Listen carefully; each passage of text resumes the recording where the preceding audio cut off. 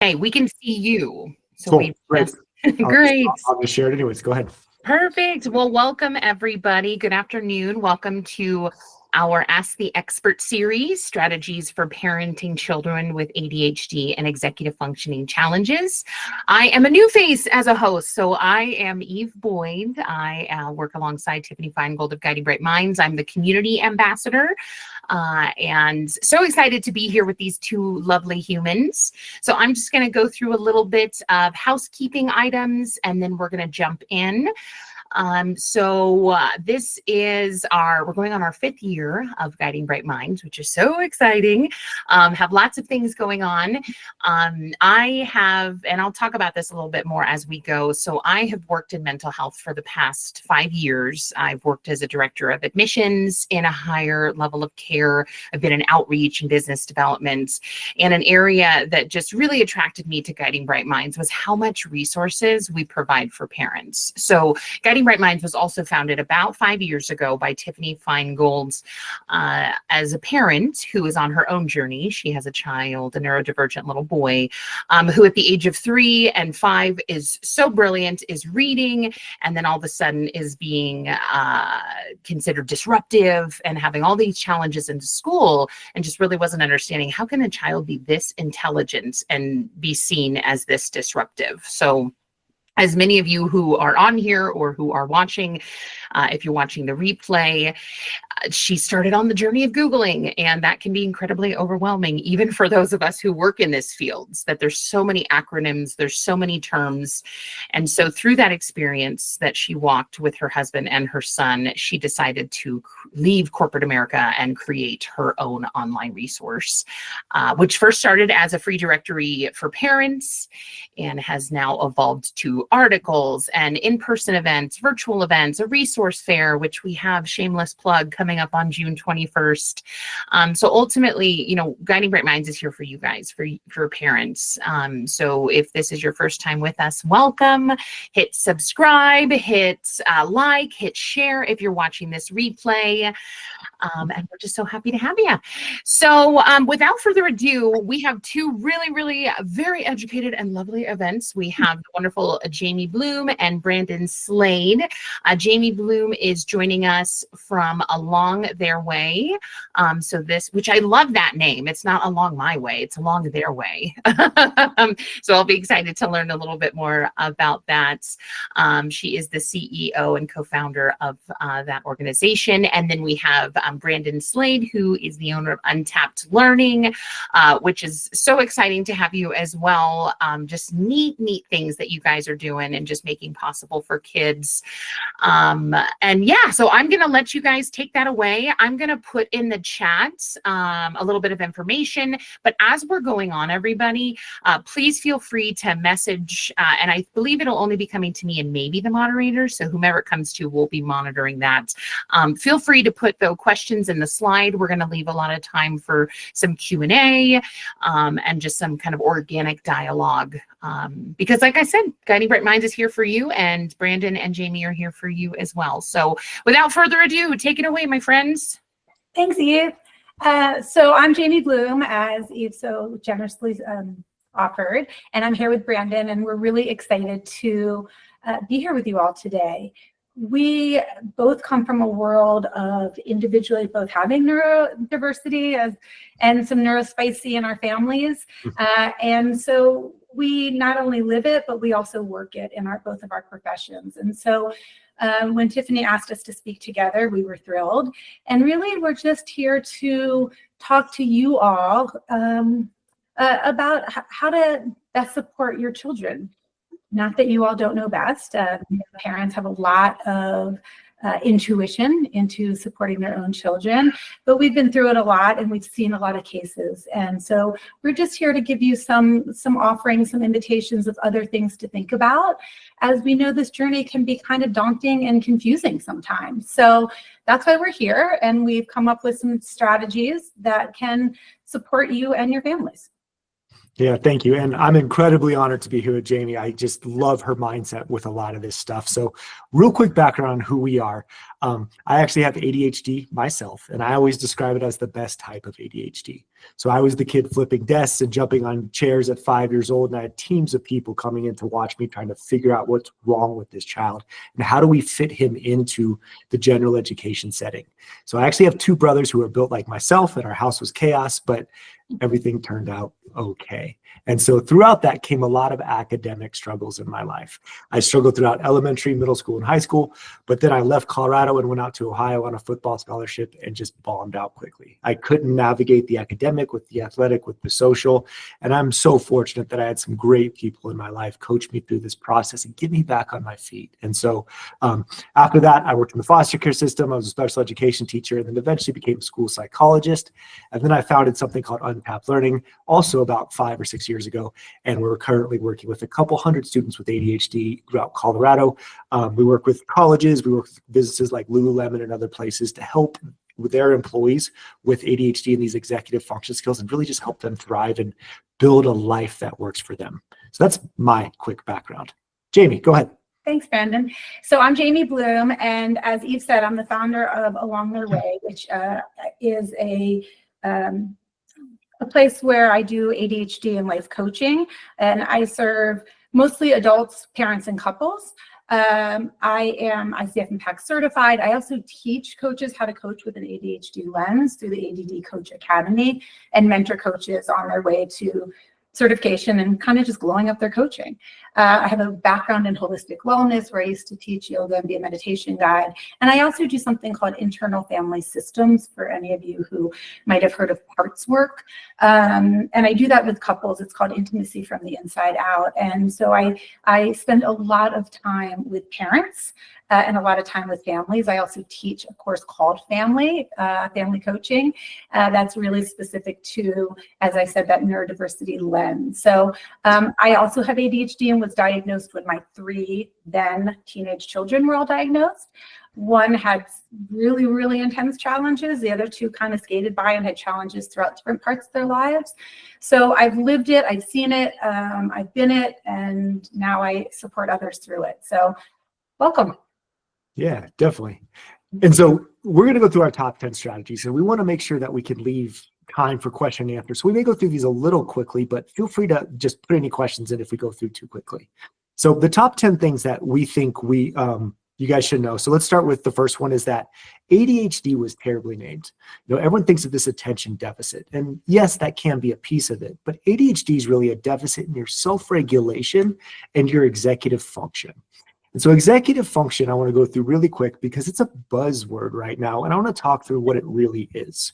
So your executive function is just your part of your brain that helps you reach your goals. So your goal could be something big, like you want to make the varsity soccer team, or your child wants to go to a certain university or make the dean's list. It's your executive function that takes that goal and reverse engineers it into daily manageable steps and helps you get from beginning to end. But it also helps you reach small goals, things like, I want to get to this presentation on time, or I want to pay attention. Whatever your goals are, it's your executive function skills that help you get there. And so this is what makes up your executive function. We're going to talk a lot about time management, task initiation, which is just another word for procrastination, which is like the biggest challenge right now for so many of our kids. About 5 or 6 years ago when I was teaching, it felt like this was like 25% of my job was getting kids started. Now it feels like all my job. So we're going to talk about that.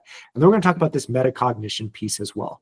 We're going to talk about, people who think differently, who understand how they learn, they just take off and they're very successful. We're going to talk about how we can deepen that as well. So strategy number 1 is just understanding what executive function is and what are the real deficits with ADHD and how do we work on those. Strategy number 2 is routines.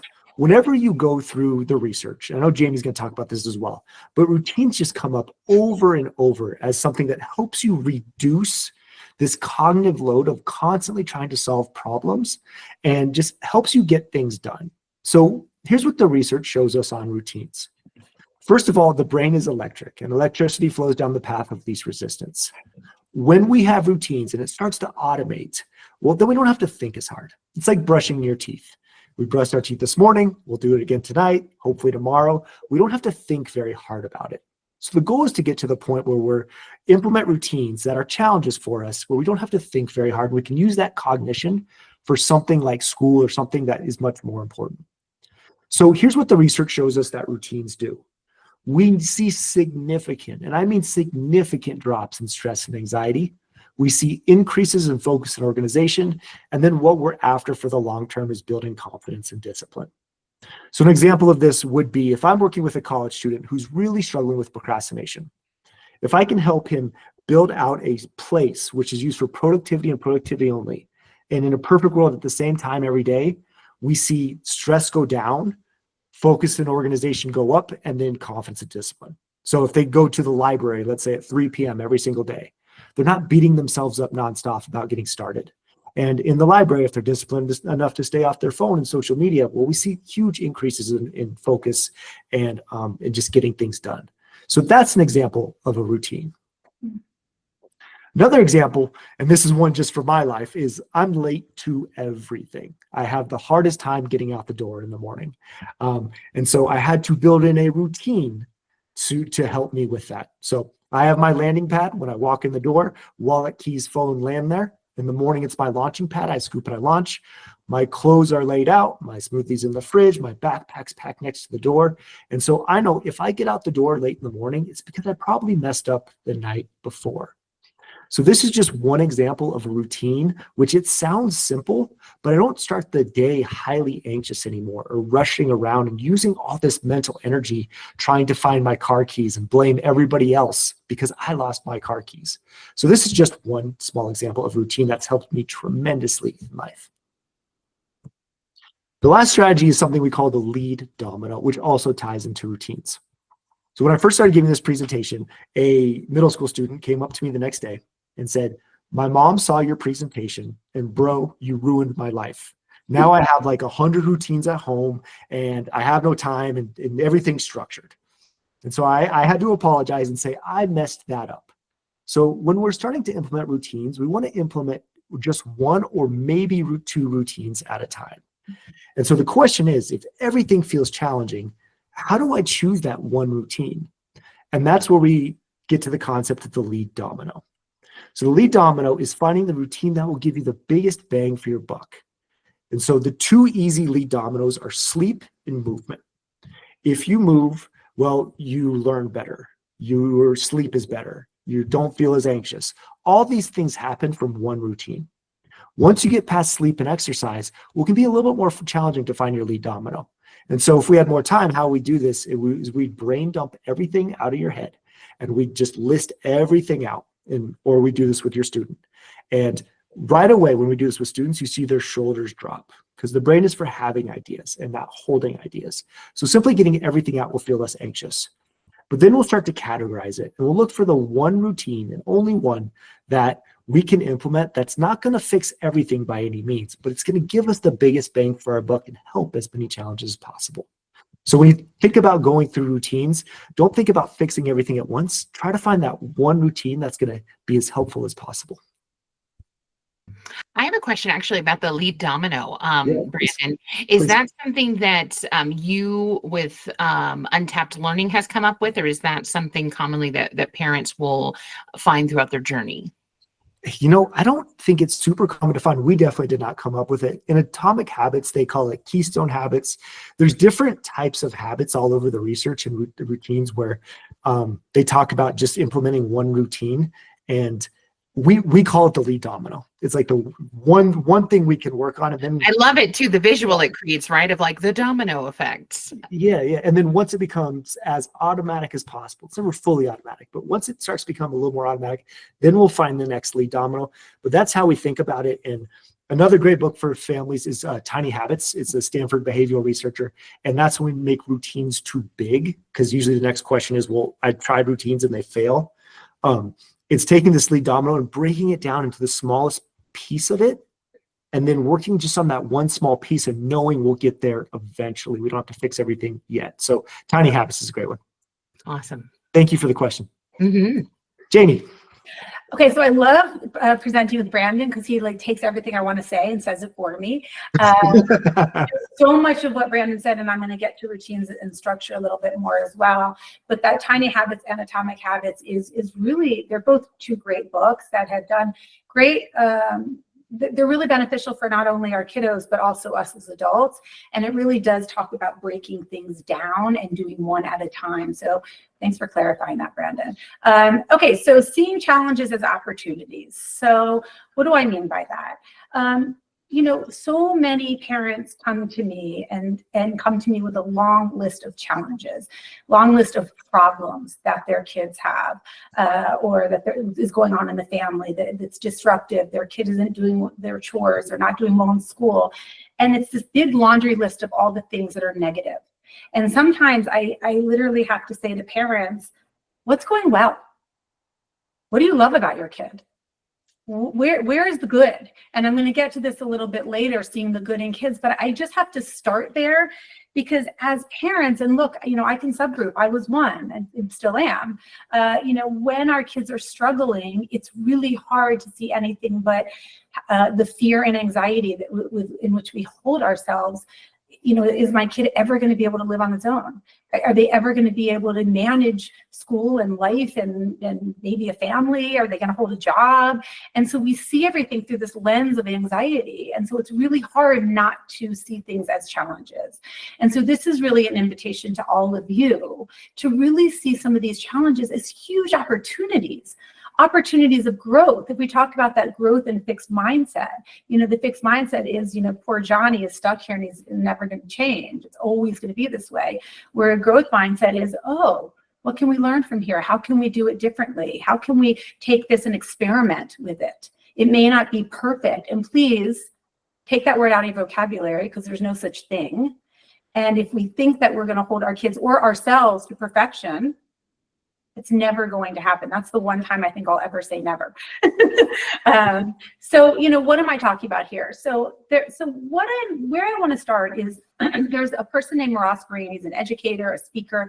If you haven't heard of him, please look him up, Ross Green. And he talks about the fact that kids do well if they can. And what this means is no kid wants to be in trouble all the time. No kid wants to fail school or even fail life. Right? No kid wants their parents to be mad at them all the time. That's just not that's not human nature. We tend to please. I have 40-year-old clients who say to me, I just want my parents to be proud of me. That's what we're talking about here. They want to do well by you all and all other people, but they don't know how. They don't know how. And so this is an issue of not won't but can't. They don't understand. And so when you look at these disruptive behaviors or things that your kids aren't doing well, or some of these quote challenges, a lot of times they're due to skill deficits. And sometimes it's hard because of situational variability that occurs with people with neurodiversity, where they can do really well in one area, not in the other. It's hard to say, well, they're doing it here, they're doing well in English, why aren't they doing well in math? And sometimes it's not even about the subject. Sometimes it's about the fact that they like the teacher. You know, we know that there's a inverse relationship between interest and challenges with neurodiversity. So as interest is high, challenges go low. As interest is low, challenges go high. That's just a fact, especially with those with ADHD and other types of neurodiversity. So instead of saying this is what's going on, how about what's getting in the way? What's happening that my kid is not being able to be successful in whatever it is, whether it's social skills, whether it's academics, whether it's getting along with family, whatever it is that you're seeing as a challenge, what could be getting in the way? And then this is key. This is that open dialogue. So really, did you have a question? Oh, I was just, I just love the fact that you both are signifying pausing for parents, right? So I think it's very common for parents. And I just want to say thank you for acknowledging that our children, they don't want to be bad, right? They want to do well. And if their brains are on fire, or if they're just aspects that are not working, we have to find that. So I appreciate that. I heard that, Brandon, on one of your slides. And now you're saying this of really just kind of taking this inventory of what's working and what barriers. Yeah. I think it's crucial. Yeah, thanks, Eve. Yeah, absolutely. So part of this is having an open dialogue with your child and really listening to your child, asking curious questions, really being a kind of a detective of what could be getting in the way. And then focus on building these skills, not just managing behaviors. Remember that parenting is a long road. It is not a short outcome. It's not passing English. I know it feels like it, but it's much longer than that. And if we, as you'll see later in my next slide, if we can establish this relationship, life changes in a whole new way. So structure your routines and predictability. So this is something that Brandon touched upon with the routines. And I'm going to talk about it here too, in the sense of predictability and consistency. So yes, these routines, as Brandon said, are essential. People with ADHD, hello, me too, adults here too, we don't like structure necessarily. Sometimes I feel like I want to push out. It feels a little confining. And yet those of us who have it really thrive in it. And so it's this kind of interesting mix of, I know what I don't like, but I know I need it. So, and kids need it too. We all do to some degree. And so having this clear expectation can be so helpful. With commitment to consistency, I can't tell you how many families come in and the kid is supposed to do a certain chore, unload the dishwasher, but mom feels bad because kid at soccer practice, and so mom does it 3 days a week and then yells at kid on 4th day because kid's not doing it. Well, that's not consistent, and that's confusing. It's really confusing to the ADHD brain. And this is the same with consequences, right? Some days we're not doing our best. When something happened at work, we're in a bad mood, we get in a little tiff with partner, and we're not holding the same consequences to our kids. We're flying off the handle, some of us, sometimes. And so it gets, that also is confusing for kids. Why is parent mad today and not yesterday for the same thing? Or different parents have different ideas of what kids should be doing. And that I have found has been one of the biggest issues with consistency, because then kid really doesn't know what to do because they're getting mixed messages from both parents. So the more unified you and partner can be, the better served the child. And then one other thing I want to say on this slide is this idea of low-hanging fruit. So Brandon talked about routines and doing one at a time and having that lead domino. What I'm going to say about this is pick something that first habit that's going to be easy. So what I mean by this, okay, so say kid is taking medication and you want them, and they're forgetting every day. But they do remember to brush their teeth because you have formed that habit for them. So stick medication bottle right next to toothbrush so that it's a really easy transition. They do brush their teeth, they see the medication bottle and they take it, and the glass of water is sitting right there too, right? So just like Brandon said, he has the stuff by the door, that's low-hanging fruit. He's setting himself up for success. And then structured environments. This is also what Brandon was talking about when he was showing his own routine situation. Structured environments can be having a specific area that your child studies at. So they're not sitting on their bed with their phones doing this. It's homework's done at the table, period, consistently. The second that you say, oh yeah, tonight you can go in your bed and do it, boom, it's done. Because as we know, also transitions are really, really challenging for people with ADHD. And so the second they do one thing, they fall off the habit. So you go away for the weekend, you take your kids skiing, and boom, they're forgetting the habit that they formed. So we also set ourselves up for when we come home. So if we're talking about exercise, we have our exercise bag set up on Friday before we leave for the mountains. So when we come home Monday, it's ready. Okay, next slide. I'm actually going to pause us really quick because there was a question at the beginning of this slide that I think I don't want to wait to us to answer. So this question is, we're looking at a lot of this for children, and oh my goodness, I need this for myself. What would you recommend for me as the parent? Which I think you went to at the end, but yeah, Jamie, how would you? 100%. I work mostly with adults. So my lens is always for adults, and everything that I say for children, you can use for yourself too. So having a structured environment, even for yourself, if you want to pay bills or if you need to, do whatever it is that you need to do in a consistent place and at a consistent time. So I have people who hide their bills because it's daunting for them. And so every 6 months they take out this huge pile. But if instead, or emails, right? You pretend they're not there. So if every Monday you say, I'm going to tackle mail or emails, and it's just every single Monday morning, that's what you do after a little fun to get your dopamine hit, then you're already set up for success. So this is what I mean by like a structured environment and clear expectations for yourself. Something that I do for myself is I set a positive, clear goal or myself before the beginning of every day and the beginning of every activity. And it's not, I want to finish this presentation and I don't know, be liked. It's not, whatever it is. It's more like I want to go and offer as much information and impart as much information as I can to these parents so that they can feel supported.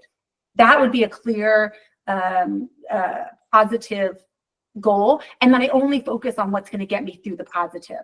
I don't even notice the things that could be negative. And that keeps me consistent and moving forward through my day. That's a great answer. Just something more as I know, kids often don't watch or don't listen to what we say, but they're always watching what we're doing. I was that teacher harping on kids that they have to clean their desk, and my desk was a disaster. And so, as parents, the apple doesn't fall far from the tree. Sometimes I know my daughter's pretty darn scattered. And so how do we model the behavior we're trying to do, and then have some empathy with ourselves when we fall off, and showing that and talking that out loud to our kids as well. Absolutely. I love that. All right, so involving your child. This is, I started alluding to this earlier. And what I mean by this is the relationship that we have, the relationships we have with our children really serve as the foundation. And it starts when they're little. The more that we can imbibe trust and honesty and collaboration with our children, the more they are going to want to talk to us. And isn't that the goal? So that when they're stuck at a party and people are drinking and they want to come home, they're going to feel safe calling you. That's what we want. But if they don't have that foundation of trust and safety and collaboration, they're not going to want to come and talk to you. And that's really, isn't that our goal, to support our children? And it starts, as Brandon was just talking about, and I say this later in my slide, with this modeling. It starts also with the relationships of parents. If partners and parents aren't solid, that feeds into the children. And as Brandon said, we're modeling that behavior. And it's still the foundation. If we don't have solid foundation, our house falls down. It's like the Three Little Pigs. All right, empathy and active listening. I talked about active listening on the last slide too. That's how important I think it is. And what I mean by that is really coming with curiosity and wonder. So with active listening is not, yeah, I heard you didn't do well on your math test, and let me tell you what we're going to do now. That is not active listening. Active listening is what went wrong. And I'm going to give a very short example. Brandon talked about what happens the night before. If a kid comes home and didn't do well on a math test, it's typically not the right then. It's, did they wake up and have a solid breakfast? Did they get a good night's sleep? And did they get a good night's sleep focuses on also what happened during the day before. Did they go to their tutor? Were they too tired because they had 7 other activities that they're trying to fit in through the week? And so they were too tired to study. So there's a lot that's going on. And to have just empathy literally just means stepping in someone else's shoes. How often do we really pause and do that? Especially for our kids, but even for each other.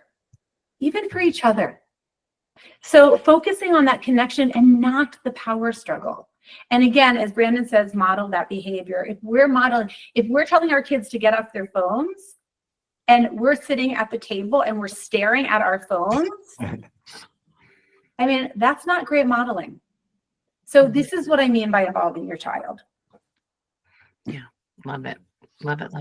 The lessons I always get from Jamie, which I keep coming back to, which I just have to restate, is this getting curious piece. She's so good at expressing that.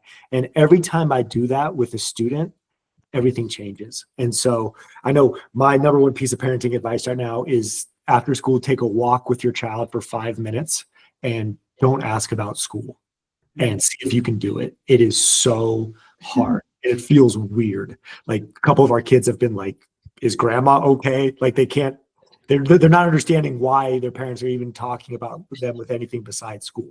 And so getting curious is just such a phenomenal lesson that I hope everyone keeps coming back to. I know I do. So movement. Again, this is something Jamie and I very, very much aligned on. Movement is like the miracle drug if you struggle with ADHD. It does so much for our brains. And so you can see on the right, here's just something that came out of University of Illinois with Dr. Hillman, and just students just simply walking for 20 minutes and what their brains look like versus those students sitting quietly and how much more activated the brain is, and especially these executive functions that we struggle with.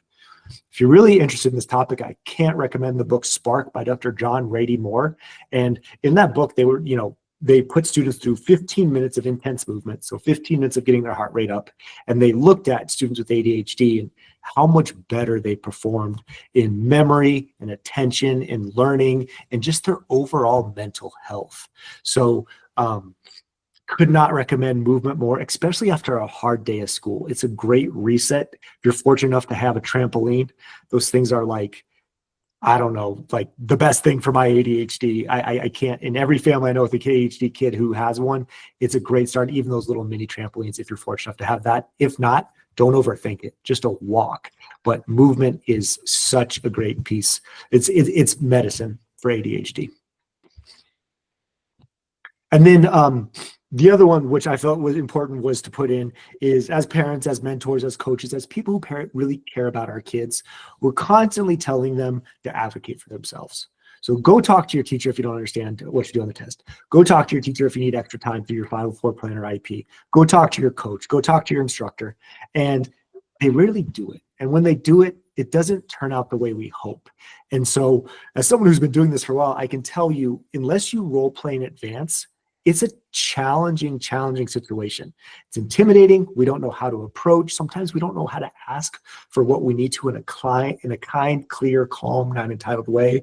So we can role play this. And so next time, instead of saying, talk to your teacher, just see if you can get them to role play it with you. And this is best done through driving, car time when you're both looking out the window, or walk and talk again so it's not intimidating.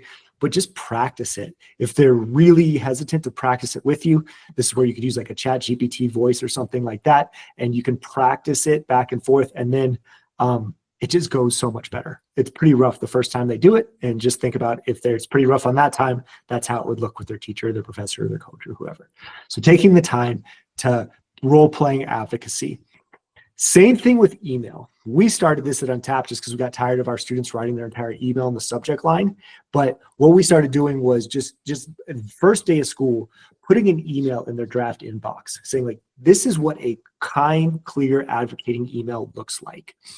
And when you get stuck and you feel anxious and overwhelmed, just copy and paste this and change the details. And I can't tell you the amount of stress and anxiety that goes away. So taking time to role play advocacy, both in speaking and in writing, will get you a ton of bang for your buck. And it's a skill that transfers through so many different domains in life. This is wonderful. I have a question personally about the side-by-side, because I remember that even in like treatment centers that I've worked in, where instead of looking at each other to communicate that there's science, that really just standing next to each other or walking, or like you're saying, in a vehicle and maybe staring at something else. Kind of what's your understanding around of just, is there, sounds like there's brain science behind that. You're just keeping the amygdala from firing. When you look eye to eye, especially with young men, they go right into fight or flight. And so I know we shoot free throws, we throw the football. If I wanted to have a serious conversation with someone, especially a young man, I would never do it sitting down and looking at them in the eye. That's such important information. Thank you. And I'm going to add this too, to those parents out there, even if you all are trying to have a conversation with each other, sometimes it's easier to go take a walk if it's going to be contentious, if it's going to be heated, or where you're not looking at each other, for the very same reason that Brandon's talking about. Yeah, makes sense. It makes total sense when you have a team to have really great conversations on a walk or on a long drive. Yeah. I used to have all the greatest conversations with my kids, things when they'd stuck in the car. my dad said that was one of the hardest things, is when he lost that windshield time when we turned 16. Totally. That's where he got all the dirt. 100%. And I want to say something else. I work with a lot of 20-somethings and up. And the 20-somethings I work with is exactly what Brandon's talking about with that role playing. They don't know how. It goes back to the can't versus won't. They're so terrified to make a phone call, to talk to their teachers, to write a text or an email. With so much on our phones, so much, this generation growing up on their phones, they've lost the ability to communicate effectively. And so that role playing is so very essential, and a lot that that I do with clients at that age, even 30s, is we will draft the text together. We'll draft the email together. We'll practice what they're going to say. Because I've had one client who would three-way call so I could be on the call just to serve as support. So it's so very important. Anyway, moving on. Okay, positive reinforcement. So this is where I was talking about earlier, catching your child at being good. And again, I have a whole other slide for this because this is how important I think it is. We just don't do this enough. We just don't build that self-worth and confidence enough. We can teach kids executive functioning skills all day long. We can teach them how to plan and prioritize. We can teach them how to be on time. We can teach them how to activate their brain and start a task and even complete it. But if they're walking through the world with low self-confidence and low self-worth, it shuts down all of that executive functioning, all those skills we're teaching. It shuts it right down. When we are in fight or flight and we don't feel good about ourselves, and that rejection sensitivity and negativity bias is doing the catastrophic thinking, we're done, we're doomed. We cannot move forward. And so something that I do with all of my clients, I don't care if they're 20 or 70, is we work on building that self-worth and self-confidence. And when people feel self-confident, think about yourself. Think about when you felt really good about doing something in yourself, how much more you're likely to go and do something, another good thing and another good thing. I do something called high five lists with my clients, where they just keep an ongoing list of things that they are proud of themselves, that they've done well, that they feel good. And we attach what strengths they use to do it. And it really starts building that sense of confidence. So I can't say this enough. There's a statistic, I think it's by the time kids with ADHD are 12, they've heard 20,000 negative comments. And so, it's, you've done too much, too little, sit, stand, whatever it is. So really having that sense of building that for them. And this comes through acknowledging effort and progress. If they come down and they're holding their water bottle, and you can say to them, wow, you got your water bottle today, even if it's not filled yet. Okay, they've done it. Even if they've done part of it, just acknowledge that. Great, let's go fill it together instead of, oh, but you didn't fill it. That's all it takes for them to go from feeling this to this. And I think that's really important. We think even when we are building them up and then we say one thing and it knocks them down, there's positive comments, positive feelings can only stay in our system up to 6 hours, but negative ones, 24. That's a huge difference. So every time they're feeling something negatively about themselves and they go into fight or flight, or they're just feeling terrible, that's what they're holding that all day. And then think about what happens. They start their day, they go to school, they're feeling bad about themselves. So that's the energy sending out. That's the energy they're getting back. So if we can set them up for success, at least at the home, how much better the chance they have. Okay, and then the last thing that I'm going to talk about is, and Brandon talked about the activity piece, but I'm going to talk about sleep, nutrition, and activity in a slightly different way. And I was just speaking at the ADHD virtual conference, the international conference, and there was a speaker there who was speaking about sleep. And she said something that really hit me hard. And that was, again, we can teach these students or people, adults, doesn't matter, all the executive functioning we want, but if we are focusing on no sleep, they go out the window. We cannot show up for ourselves. We have brain fog. We're not thinking clearly. We can't pull things together.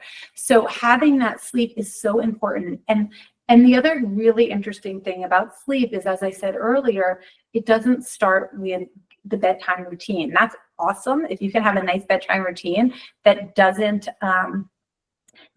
involve screens, fabulous. But in addition to that, it starts with your day. If you're leading, and this is for you adults too, if you're leading a really chaotic day and your energy is going like this, your sleep will be off. It will be much harder for you to have a good night's sleep. So we're having to think about it all day long, not just when we're getting into bed or the 10 minutes before. And I think most people don't think about that. Okay, I don't even have to talk about limit sugar. I mean, come on. We all know the study with the mice where they had a drip of sugar and a drip of cocaine and they all went to the sugar. Okay, it is just so addictive, period, end of story. And it makes our brains nutty, and it makes our kids' brains nutty. And so, but where protein is, it balances the glucose, it balances that the crashes. So just give your kids and yourselves some protein to start. This is something I want to say to all you parents out there. I can't tell you how many people will call me and say, I really need help for my kid. And I'll say, well, how are you doing today? Oh, I'm a hot mess, but it's fine. I don't need any help. I just want help for my kid. Support yourself. Support yourself. Support yourself. If you don't support yourself, it's harder to support anybody else. Do your own self-care. And that includes laughing and having fun. How many of us say, well, I have a to-do list that's 18 pages long, and when I get through it, then I'm going to have fun. But that's backwards. Have some fun, get the dopamine into your brain, and then go do the 10 pages. And by the way, break it down to 2 or 3 a day. 2 or 3 tasks a day, total, that's it.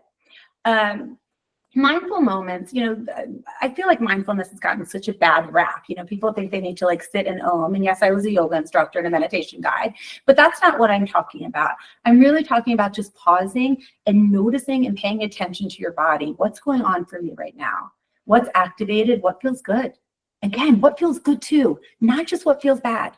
Okay, focus on both and schedule some downtime, not just for your kids, but for you. We all need it. We all need those quiet spaces, even if we're extroverts and get filled up by others. We have both buckets that need to be filled. And encourage physical activity. This is what I'm going to say. I have lots of clients who do dance parties, 5-minute dance parties before they do homework. That's enough. It doesn't matter what that is. And then I want to talk about one other thing that I didn't mention when we talk about listening to your kid and seeing and the can't versus won't, because I do think this example is really spot on for a lot of you parents. So I was working with a family who had a middle schooler, and she her parent they fought every day, every week, because the kid wasn't cleaning her room. And finally I said to the kid, do you know what cleaning your room means to your mom? No. I thought I did, but clearly I don't, because I keep cleaning my room and I keep getting in trouble. But no one ever stopped to pause to say, this is what cleaning your room is. So we sat down and had a family meeting about, what does cleaning your room look like? Can we collaborate on that? Because she's not going to do it the same way mom might do it. And can we then have a checklist hanging in her closet? Because this goes back to that consistency. We think we can tell our kids one time or ourselves one time something, and that what's going to stick. But that doesn't happen. We need the repetition. We forget that working memory is small. And so having that checklist was really supportive, and it allowed them, and that's why I'm bringing it back here today, it allowed them to laugh and have more fun together, because they weren't yelling at each other all the time. So all in all, those are some of our strategies. And really, I guess I just want to say to you all, and to myself as well, because I am still a parent learning in this process along right with you, to remind all of ourselves to take care of ourselves first, to have our own self-confidence, our own self-worth, so that we can model that for our children, and laugh and have fun. Mm-hmm. So we're open for question and answer, and thanks for having us. Absolutely. I love that. Like putting your oxygen mask on first, right? It's so cliche, yet it's so true. And I so appreciate your presentation, because I feel that regardless if you have a child with these specific challenges, these are just wonderful pieces of life advice, right? Have more fun, drink more water, eat a balanced diet, take it one step at a time. Mm-hmm. So I'm going to do a twofer in this. So Brandon, if you could go back to the slide that broke down the different types of executive functioning. I think there's 8 of them. There we go. We have somebody looking for that. And since we're on Brandon, I'll direct this one to you. So you'd mentioned, Brandon, when you were 5 years old, that you were a unique child. What do you think your 5-year-old self would want to say to your parents? Oh my goodness. I was moving so fast, so I don't know. Yeah, the one thing that I always come back to, and I of course wouldn't have said that this at 5, but in working with hundreds of kids and hundreds of families is 2 pieces. One, have some empathy with yourself. I think that's the big one. And then the second one, and Jamie spoke to this, but the biggest challenge you face is usually one of your biggest opportunities. To repeat that, like I filled out of college and lost a football scholarship. That helped me 20 years later. I didn't see it at the time, right? But helped me create Untapped. And so some of these challenges have tremendous gifts baked in, and it never feels like that. Yeah. Can I add to that too? Absolutely. When my child was 5 in kindergarten, we went in for parent conferences, and they had all like traced their bodies and filled it in with different things that they loved. And our son's was hanging upside down. And this is how we see Eli. And so what I would say is, what I would say to my parent of that 5-year-old, that girl that was trying to parent him, is acceptance and love them up for exactly who they are. That doesn't mean we don't support them and help them grow, but accept and love them for all of them. First and foremost. The other thing I just want to add is another resource. Wendy Mogul is an author who's written 2 books, Blessing of a Skin Knee and Blessing of a B-. And they're both fabulous books on talking about that sense of it's not based in with ADHD or neurodiversity, but it is just based in the importance of falling down. Yes. So yeah. Yes. That's beautiful. That's so beautiful. And yeah, just to remember that you were that 5-year-old at one point, right? Or you were that 8-year-old, or you were that child that was curious, or maybe, all over the place. So big-eyed, bushy-tailed, and to, just even remember yourself at that age. And I think another thing to keep in mind too is we confuse, and teachers confuse executive function skills for character. If you're running behind, if you don't turn something in, if we don't do whatever, like we're constantly to this like lazy, doesn't care. Yeah. Like we get right to that. These are just skills like Jamie talked about. They're just skills that can be trained. It has nothing to do with who you are. Yeah. So we are not our mistakes.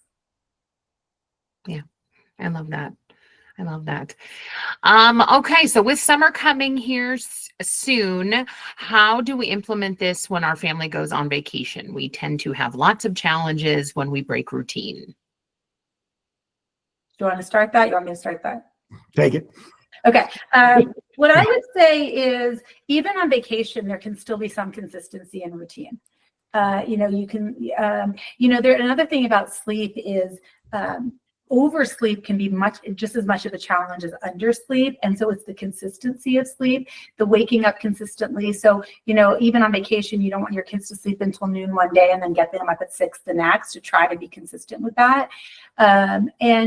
And to know that there are going to be differences on vacation than home, and to be prepared for those. So lots of downtime, some things structured, some things not so structured. So they're getting a little bit of both, setting really clear expectations and collaborate with your child, both ahead of time and each morning and each day, and also, I guess the last piece is, depending on the kid's age, but almost at any age, notice that the signs when your kid is maybe falling apart, right? Or you are, and that you all need a little bit of downtime and a break. Even if you had something scheduled, it might be time to pivot. Great answer. She stole my thunder. I was gonna say bookend routines. So you can still have a ton of free time and have one routine in the morning, whatever that lead domino is. Maybe you want 15 minutes of reading or whatever. The something in the morning, and then one thing at night. Maybe that's a wind down routine or something. But just keeping some type of routines. Don't make it fancy. I like to bookend something. I like to start my day off with something where I feel like I won, and then I like to have a wind down routine, just because I struggle significantly with sleep with my ADHD, slowing my mind down. And so that's how I would set it up. That's great. Yeah. What I'm hearing too, front loading, right? So it's like, let's front load some of, hey, this is what today looks like. And hey, this is where you will have that downtime. This is where you will have, if you're going to build in tech time, if you will. I love that. Something that you just said I want to add on to is, sometimes on vacation, we know what's happening all day, but the kids don't. And so giving them kind of that roadmap, like you said, so they know, okay, we will have a rest here. You will have downtime here. so they could get themselves prepared and on that too. Another thing that I love to do every day, not just on vacation, is what went well today? What was fun today? What did you love? What did you enjoy today? Because that not only gets them back into that positive mindset and in the mindset of appreciation and gratitude, which has, I could spend a whole hour just talking about the benefits of gratitude, but it also just slows things down and lets people unwind and notice all the good things that happened that day and not on the things that didn't go well. Yeah. Those high five moments that you talked about. Yes, the high five moments. So we'll take one more, and I think this one kind of comes up a lot. Thank you guys so much for the great input. My child is struggling in school, and I'm having a hard time getting resources for them around executive functioning. Advice, help? Call Brandon. So we help out if and then we have stuff. We do the social media thing. We just started that. So we have like a YouTube channel where we interview some of our students who are a hot mess who are actually pretty cool now. And they figure it out. I love that. And so hot mess to being pretty cool. I like yes. So, and they were, to be clear, they were very cool back then, but they just struggled with this academic piece, which is so much of their day. They've always been cool. But so there's that. Smart but Scattered is a great resource. Spark is a great resource. There's a lot of great resources out there as well. But if you like intensive help, we would love that call. Yeah. And I would say too, and I highly recommend Brandon, any one-on-one person that's going to support them is going to, can help when it's not parent. And I just want to say that. So, that's why I'm a big believer in what Brandon's doing with his organization, because it takes the pressure off parents to also be tutor and, all the other things that they're supposed to be, and they get to just be parent. And that really saves the relationship as well and gets that foundation going that we were talking about earlier. True story. My mom called me like a couple of months ago and she gave me the least controversial advice. She's like, eat vegetables. And I was like, no. And it's just in your blood sometimes to be defensive with parents, right? So sometimes you can say the exact same thing. I can say the exact same thing with a kid, or Jamie can say the exact same thing to a spouse, but we just have these patterns built up, and just hearing it in a different way from a different person can be incredibly impactful. Yeah, so true. Allowing yourself to be curious, like you guys said. Yeah. Curious. Well, this has been wonderful. Thank you all so much for attending. I think this has just been such an important conversation. And these slides were phenomenal. You guys did such a beautiful job on this. I did put this in the chat, but I just want to reiterate, so you can get a hold of Brandon at untappedlearning.com, and you can find Jamie at alongtheirway.com. If this is the replay that you are watching, thank you so much for being here. Hit subscribe, hit like, share with a friend. We'll make sure that their websites are also in that description. And if you are looking to find more resources for your family, if it's ADHD, executive functioning, or just under the realm of parent support and neurodiversity, also check us out at guidingbrightminds.com. But thank you so much for spending this lunch hour with us. And Brandon and Jamie, oh my goodness, thank you so much. This is just, you clearly are experts in your field and so passionate, and I just appreciate you being with us today. Thank you. It's an honor. Yeah, thank you. Thank you so much, everybody. Wonderful. Well, have a great rest of your day and implement at least one of these strategies that they gave you all today. Thanks for being here, everybody. Bye. Yes. Have a great day.